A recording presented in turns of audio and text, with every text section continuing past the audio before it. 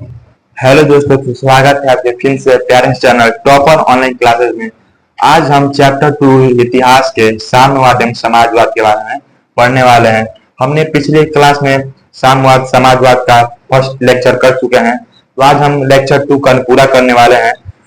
इसमें पढ़ना है कार्ल मार्क्स के आदर्श के बारे में। पिछले क्लास में हम लोग कार्ल मार्क्स की जीवनी के बारे में पढ़े थे और कई राजाओं के बारे में पढ़े थे।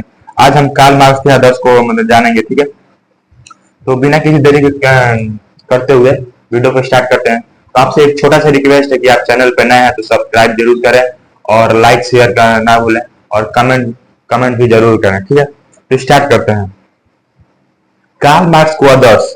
कार्ल मार्क्स का आदर्श यहाँ पहले कार्ल मार्क्स कार्ल कार्ल मार्क्सवाद का मुख्य उद्देश्य वर्गहीन समाज को स्थापना करना था, ठीक है, समाप्त करना था। फैली हुई बुराइयों को हटाना, सभी के समाज में हर हर संप्रदाय के लोग रहते हैं उनके साथ ही किसी भी प्रकार का भेदभाव नहीं किया जाए। कार्ल मार्क्स का जो आदर्श था, बोले कि इनका मुख्य जो भी वर्गहीन है सबको समान देखना, कोई भी वर्गहीन नहीं रहना चाहिए। इनका क्या था कि बुराइयों को हटाना था, कोई भी बुराई नहीं रहना चाहिए, ठीक है। यही इनका था, कोई भी आदमी के साथ भेदभाव ना के सबको एक समान माना जाए, ठीक है। आगे देखते हैं कार्ल मार्क्स के सिद्धांत। अब कार्ल मार्क्स जो थे, कार्ल मार्क्स के सिद्धांत के बारे में पढ़ेंगे। कार्ल मार्क्स के सिद्धांत के बारे में पढ़ रहे हैं तो कार्ल मार्क्स के सिद्धांत पहला है दंत्यात्मक भौतिकीवाद सिद्धांत है। दूसरा है वर्ग संघर्ष का सिद्धांत। तीसरा है इतिहास की भौतिकीवादी व्याख्या। चौथा है मूल्य एवं अतिरिक्त मूल्य का सिद्धांत। और लास्ट है पांचवा है राजहीन व वर्गहीन समाज की स्थापना। यही 5 वो इनका सिद्धांत है, ठीक है। आगे है उपनिवेशवाद। उपनिवेशवाद क्या है? उपनिवेशवाद मतलब कहने का मतलब उपनिवेश मतलब कि छोटा देश बड़े देश पर कब्जा कर, चाहे कोई भी देश दूसरे देश पर कब्जा करना उपनिवेश करते हैं, ठीक है। उपनिवेशवाद क्या है अब इसके बारे में पढ़ेंगे।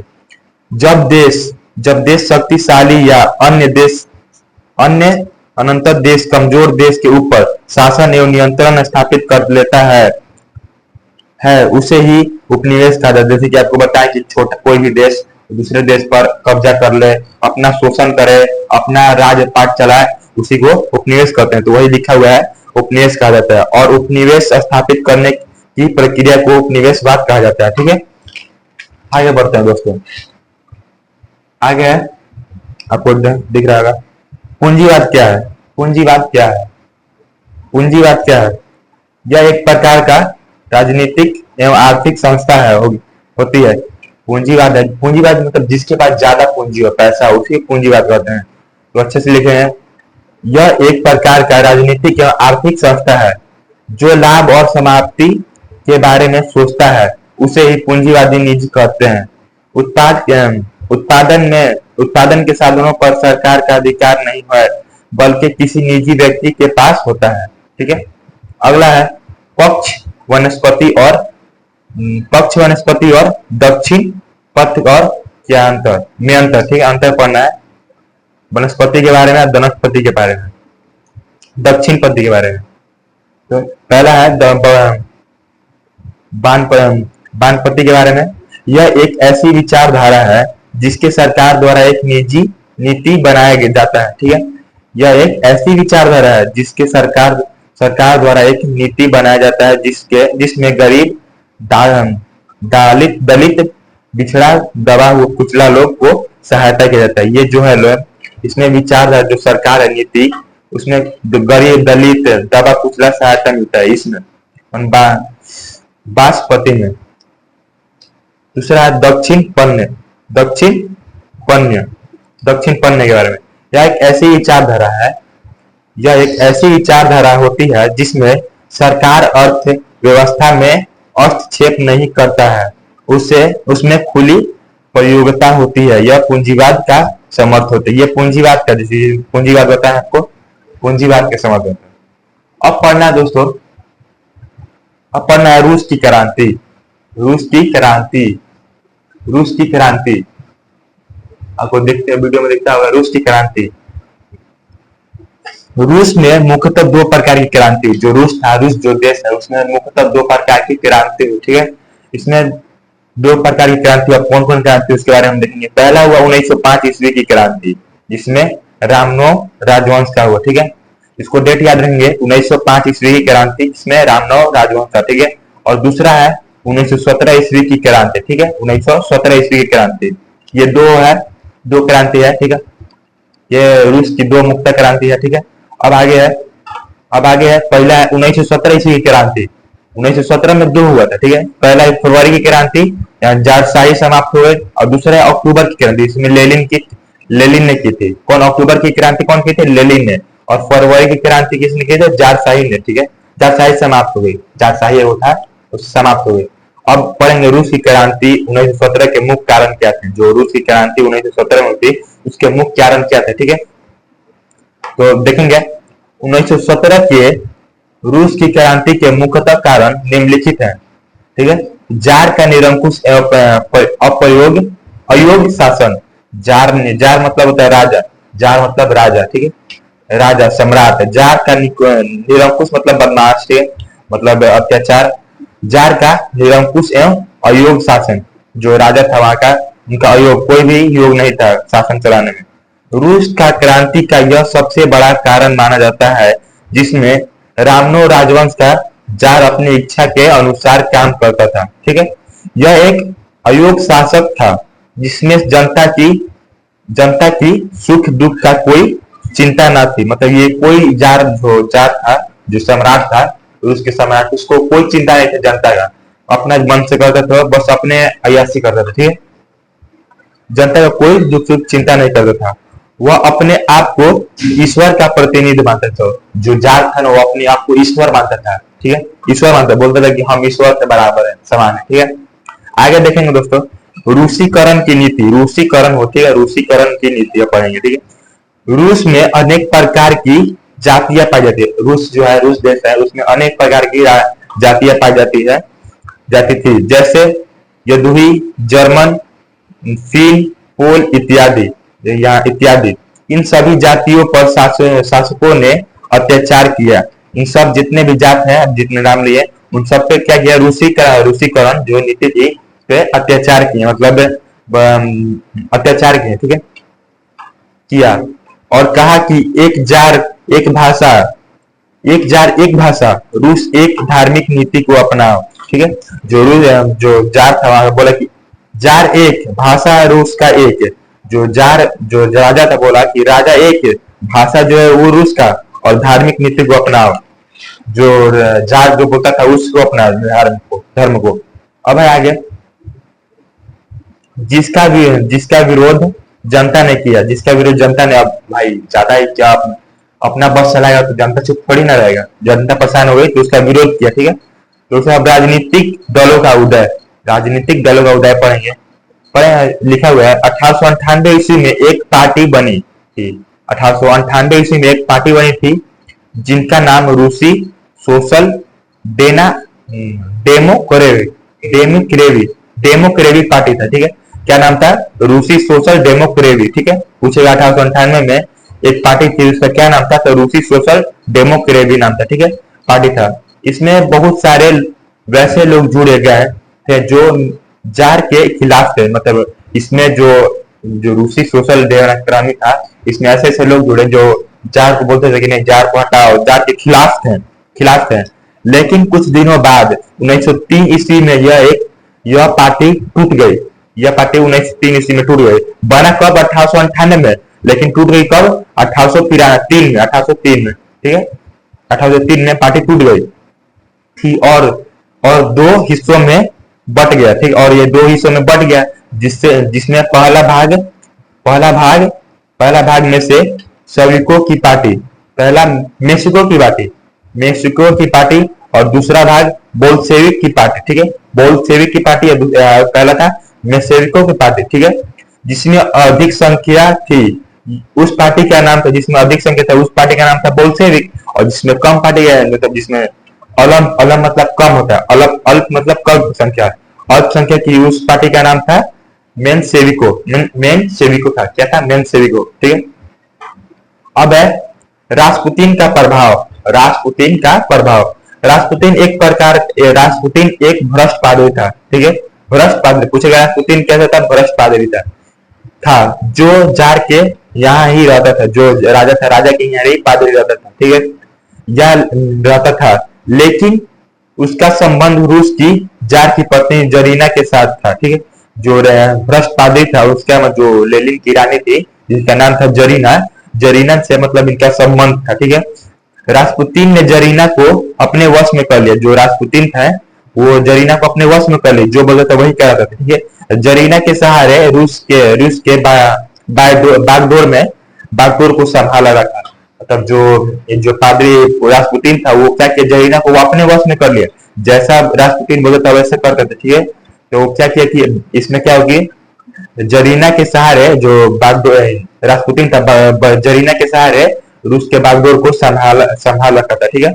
अगला है प्रथम विश्व युद्ध में रूस की पराजय, ठीक है। प्रथम विश्व युद्ध में रूस की पराजय, इसमें रूस मित्र राष्ट्र की ओर से लड़ रहा था, इसमें जो था मित्र राष्ट्र की ओर से लड़ रहा था, जिसका मुख्य उद्देश्य था कि तबाह जनता रूसी सरकार का समर्थन करेगी, लेकिन जार निकोलस द्वितीय की आशा पर निराशा छा गई। जार निकोलस जो राजा था उस पर आशा पर जो आशा रहा है उस पर निराश हो गया, ठीक है। आशा पर निराशा छा गई क्योंकि रूसी सेनाओं का कमान जार संभाला था, ठीक है।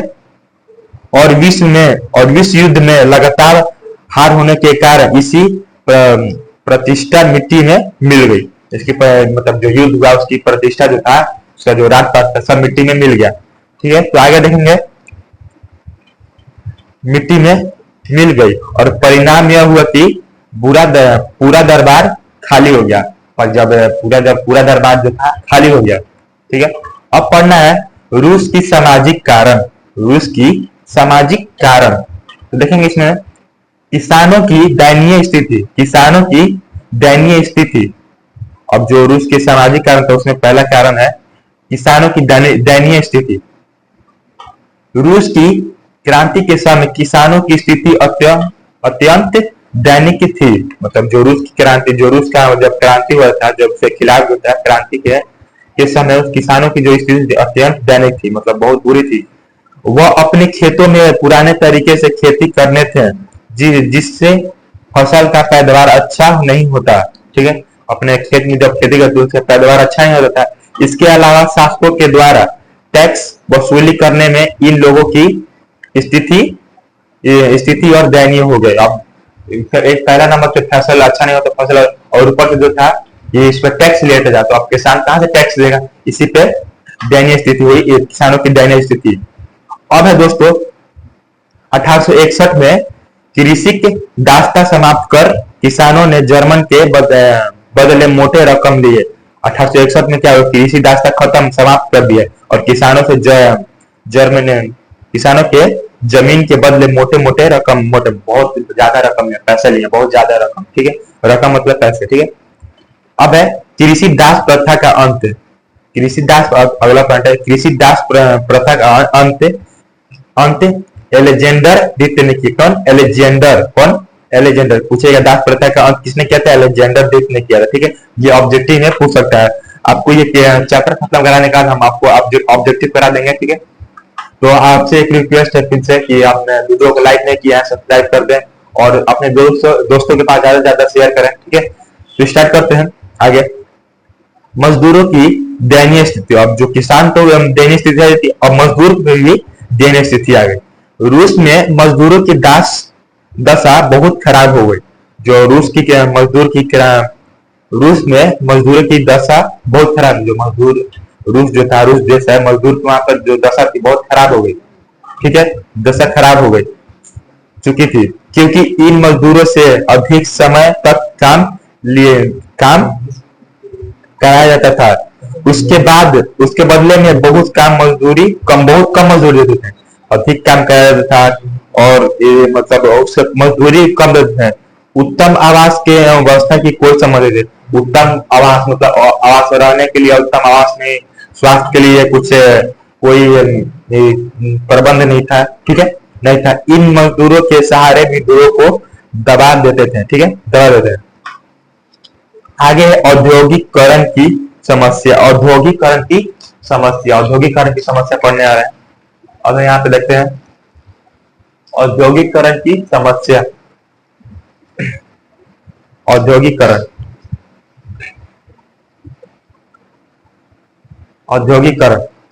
देखें, इस औद्योगिकरण में क्या है, रूस के कुछ क्षेत्रों में महत्वपूर्ण उद्योग से यहाँ पर राष्ट्रीय पूंजी का अभाव था।